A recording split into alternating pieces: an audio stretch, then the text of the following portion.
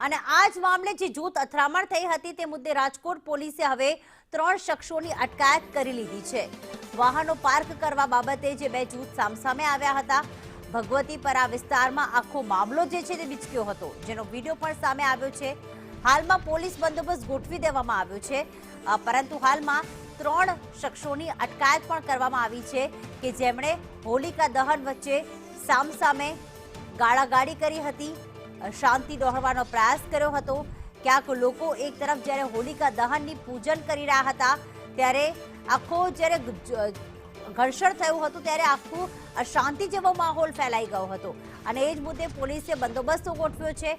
આ ઉપરાંત જે આમાં સામેલ હતા તે 3 શખ્સો સામે કાયદેસરની કાર્યવાહી પણ કરવામાં આવી।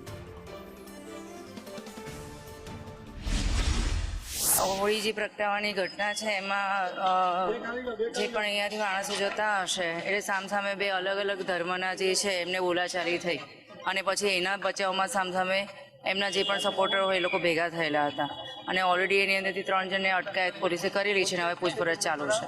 હું મોટરસાયકલ નાખ્યું પછી દાદાગીરી કરવા માંડ્યા। એ 3-4 જણા આવ્યા હતા, ખાલી આમાં અમે તો અહીંયા પગે લાગવા આવ્યા હતા બધા। રાજકોટના ભગવતીપરા વિસ્તારમાં હોલિકા દહન સમયે માથાકૂટની ઘટના છે તે સામે આવી છે। હું તમને સીધા જ દ્રશ્યો બતાવી રહ્યો છું ભગવતીપરા વિસ્તારના, કે જ્યાં બંને જૂથના યુવાનો છે તે ગાડી પાર્ક કરવા બાબતે આમને સામને આવી ગયા હતા અને સ્થાનિકો છે તેના દ્વારા તેમને છૂટા પડાવવામાં આવ્યા હતા। ત્યારે બંને જૂથના યુવાનો વચ્ચે માથાકૂટની ઘટના બનતા પોલીસને જાણ કરવામાં આવી હતી ને બી ડિવિઝન પોલીસ કાફલો છે તે તાત્કાલિક ઘટના સ્થળે પહોંચી ગયો હતો અને આ ઘટનામાં સમગ્ર ઘટનામાં 3 જેટલા યુવાનો છે તેની અટકાયત છે તે કરવામાં આવી હતી।